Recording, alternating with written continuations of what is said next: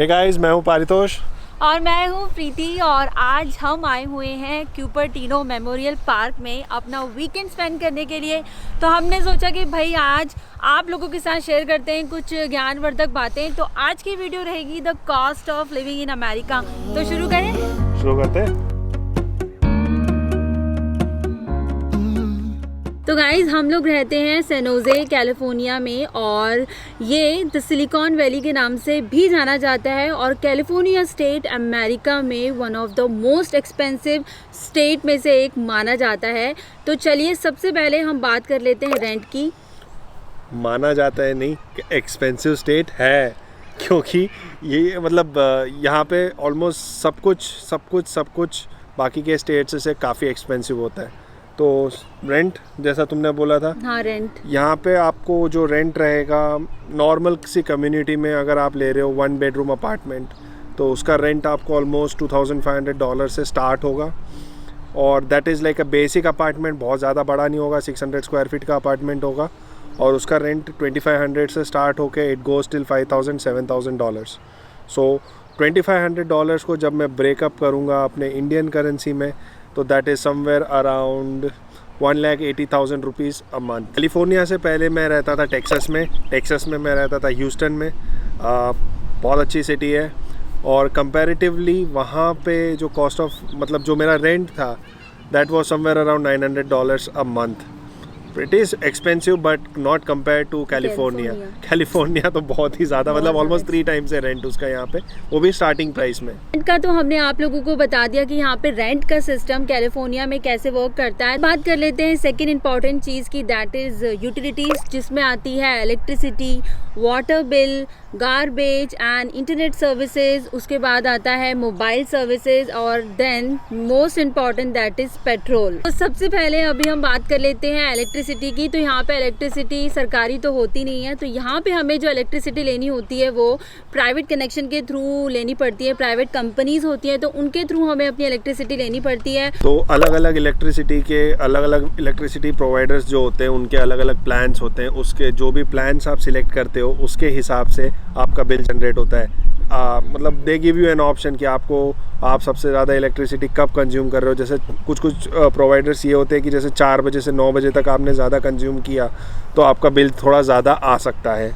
अगर आपने उस बाकी के आवर्स में कंज्यूम किया दोपहर को या शाम को तो आपका बिल थोड़ा कंपैरेटिवली कम आएगा। बट ओवरऑल अगर आप देखा जाए मोटा तो अप्रॉक्सीमेटली $60-70 से अराउंड का बिल आता ही आता है आपका हर महीने का।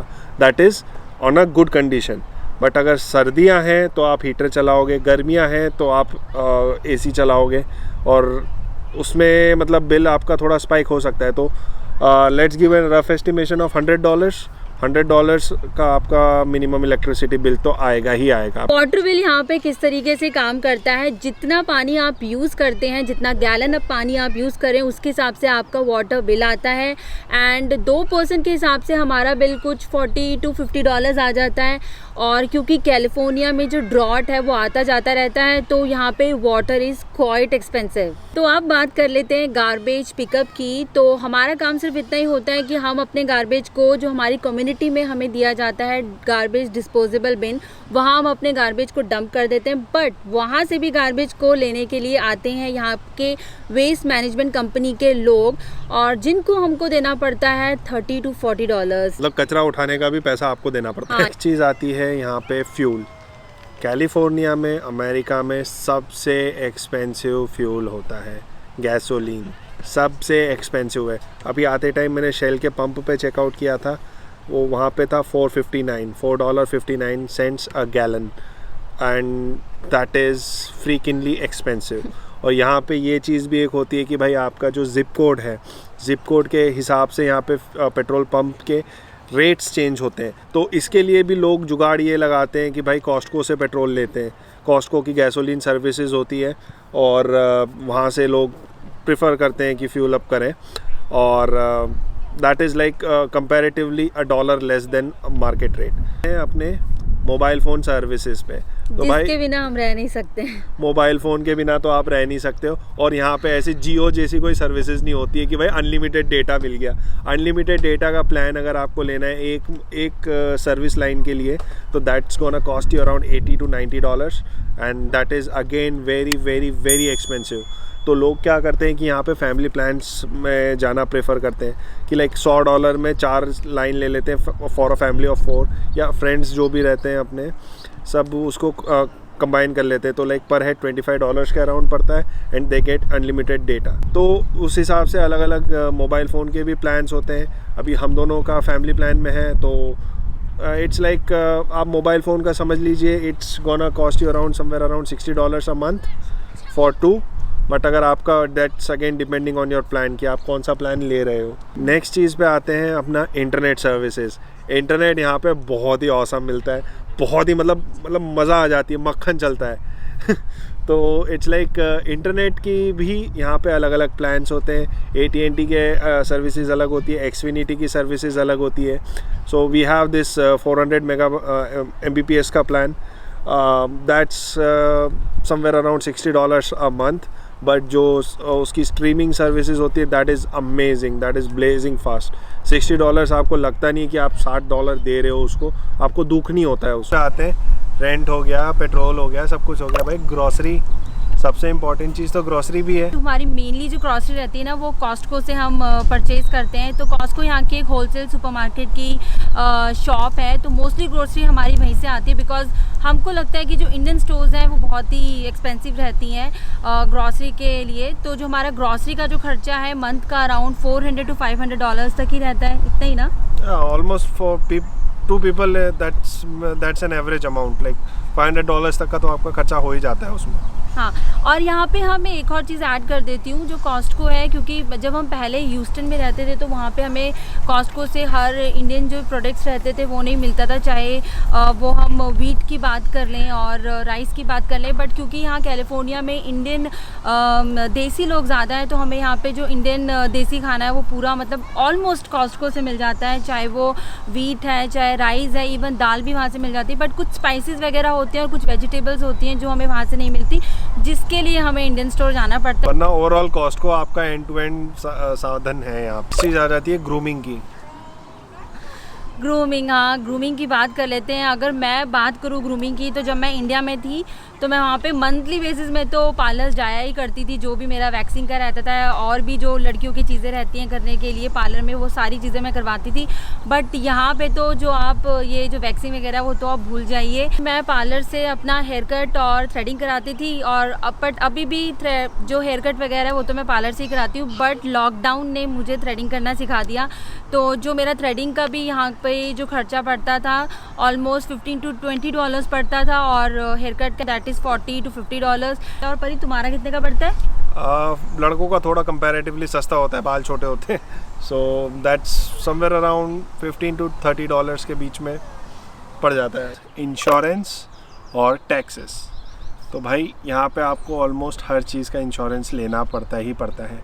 आपने घर रेंट पे लिया तो आपको रेंटर्स इंश्योरेंस लेना पड़ेगा, आपने गाड़ी ली है तो आपको कार इंश्योरेंस लेना पड़ेगा, और हेल्थ का इंश्योरेंस आपको लेना पड़ेगा।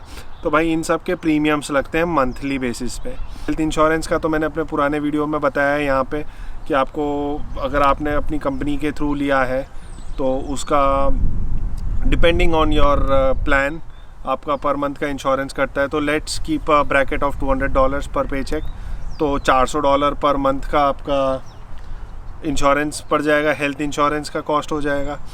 और फिर नेक्स्ट चीज़ आती है आपकी कार इंश्योरेंस की। अब भाई कार इंश्योरेंस का यहाँ पे कॉन्सेप्ट ये होता है कि भाई आप जितना ज़्यादा एक्सपीरियंसड हो उतना कम आपका इंश्योरेंस रहेगा, और आपकी कार का जो मॉडल है, जैसे आपने लेटेस्ट टेस्ला कार ख़रीद ली तो उसका इंश्योरेंस आपका बहुत ज़्यादा होगा। बट अगर मैंने 2012-13 की कोई सी गाड़ी ख़रीदी है तो उसका आपका इंश्योरेंस कम हो जाएगा। तो ये सारे फैक्टर्स पे कार इंश्योरेंस काम करता है। तो मोटा मोटा कॉस्ट लगा लेते हैं कार इंश्योरेंस का। जब मैं यहाँ पे आया था तो मैंने कार ड्राइविंग यहीं पे अमेरिका में ही सीखी है, तो मुझे इनिशियली लगता था उसका अराउंड $230 अ मंथ। अब मुझे काफ़ी टाइम हो गया, मैंने काफ़ी कार चलाई है यहाँ पे, ऑलमोस्ट 40-50 हज़ार माइल के अराउंड मैं चला चुका हूँ कार। तो और काफ़ी टाइम भी हो गया है, लाइक 3-4 साल भी हो चुके हैं मुझे यहाँ पे।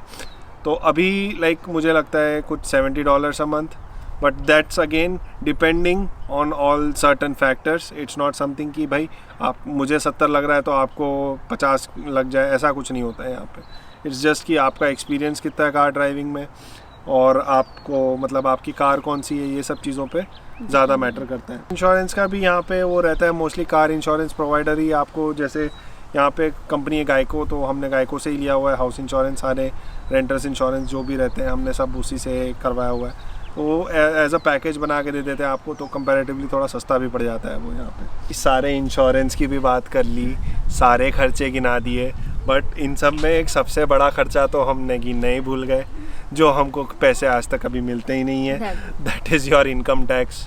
तो भाई कैलिफोर्निया स्टेट में 2 टाइप्स के टैक्स होते हैं, फेडरल टैक्सेस और स्टेट टैक्सेस। जब मैं टेक्सास में था तो स्टेट टैक्सेस नहीं होते थे। टेक्सास में मतलब यहाँ पे अलग अलग स्टेट्स के हिसाब से वो डिपेंड करता है, कुछ स्टेट्स अलाउ करते हैं स्टेट टैक्सेस और कुछ नहीं करते। टेक्सास में नहीं था, कैलिफोर्निया में है। तो भाई उसमें क्या होता है कि ये जो पैसा होता है ये आपकी सैलरी आने से पहले ही कट चुका होता है, जो आपका एम्प्लॉयर होता है वो डिडक्ट कर लेता है। जैसे अपने इंडिया में सैलरी जो अपना इनकम टैक्स रहता है वैसे ही डिडक्ट करते हैं। तो यहाँ पे मोटा मोटा आप लगा लो टैक्सेस का, सारे टैक्सेस मिला लो, स्टेट और फेडरल दोनों मिला के 30% आपकी सैलरी कट जाती है। मतलब आपका जो सैलरी है उसमें से 30% अमाउंट सीधे टैक्सेस में जाता है। That is social security taxes. आपको जो कोई भी आपका एम्प्लॉयर है सबसे पहले आपसे आपका सोशल सिक्योरिटी नंबर मांगेगा, उसको SSN नंबर भी बोलते हैं यहाँ पे, और इसके भी कुछ सर्टेन अमाउंट ऑफ टैक्सेस लगते हैं। तो जो भी अमेरिकन सिटीजन्स होते हैं इनको इससे बहुत ज़्यादा बेनिफिट्स होता है। इनफैक्ट अगर आप भी मतलब 10 साल तक अगर आप एज अ एलियन रेसिडेंट हो यहाँ पे, तो आपको भी 10 साल तक अगर आपने टैक्सेस पे किए हैं सोशल सिक्योरिटी के टैक्सेस, तो इनफैक्ट आप भी इसका बेनिफिट ले सकते हो यहाँ पे। तो ये एक और 3 बेसिकली टैक्सेस लगते हैं आपके, फेडरल टैक्सेस, स्टेट टैक्सेस और सोशल सिक्योरिटी टैक्सेस। तो ये तो आपकी सैलरी में से कट के ही आते हैं, मतलब जो भी आपकी सैलरी है वो कट के ही आएंगे ये सारे। आज तो बहुत ही ज्ञान की वर्षा हो गई, बट हमारा इस वीडियो के पीछे सिर्फ एक ही मोटिवेशन था कि हम लोग आप लोगों को बताना चाहते थे कि अमेरिका में चीज़ें किस तरीके से काम करती हैं, खर्चे कौन कौन से रहते हैं हमारे। और क्योंकि हम तो कैलिफोर्निया में रहते हैं तो ये तो बहुत ही एक्सपेंसिव स्टेट है। तो चलिए गाइज, आज की वीडियो यहीं तक ही रखते हैं। आई होप आप लोगों को हमारी आज की वीडियो अच्छी लगी होगी। तो मिलते हैं आप लोगों से नेक्स्ट वीडियो में। Till then take care, be safe and bye bye. Bye.